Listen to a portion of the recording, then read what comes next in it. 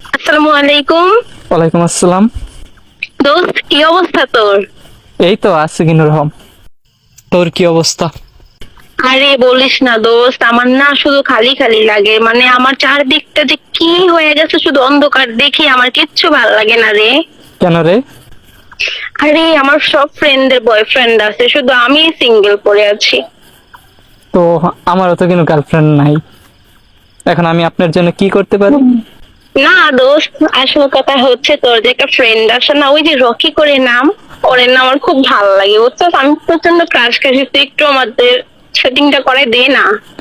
ওই তো বলতেছি ঈদের দিন আরো 2টা মেয়ে নিয়ে ঘুরতে যাইবো, তুই ওর সাথে যাইবি?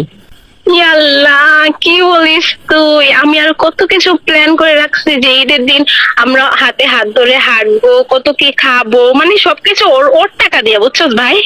আমার টাকা দিয়ে না। আচ্ছা, করার কিছু নাই তো।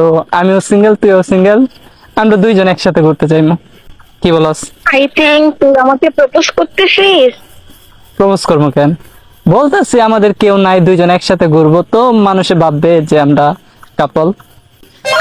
আরে পাগলা, যার কেউ নাই তার আল্লাহ আছে, বুঝছো? তার আল্লাহ তোরে আমার জন্য পাঠাইছে, আমার তোর জন্য, বুঝছো? মানে মাইনাসে মাইনাসে প্লাস হয়ে গেছে। তুই সিঙ্গেল, আমি সিঙ্গেল, মানে কি আমরা এখন কাপল হয়ে গেছে। ওকে, আই লাভ ইউ বল। না, আমি বলতে পারবো না, তুই আগে বল, আমার শরম করে। এই বেটা, তুই কি কাপড় খুলে একদম খালি গিয়ে আসছিস যে তো শরম করবো? বল, আই লাভ ইউ বল। না, তুই আগে বল না। আরে বল না, যে আমি একসেপ্ট করবো, বল। আচ্ছা, কিভাবে বলবো? তুই কেড়ে বলবো না তুমি কেড়ে বলবো? পাগল, আমি তো তোর এখন ওইটা লাগি, তাই না? তাহলে ওইভাবে বল। আচ্ছা জান, শোনো, I love you. I love you too কলিজা। এইভাবে বলিস, এইভাবে বলিস না রে, কলিজাই লাগে। আরে পাগলা, মানে হচ্ছে বয়ফ্রেন্ড নাই তো কি হয়েছে, best friend I love you বললে মনটাকে শান্ত করতে পারি, তাই না?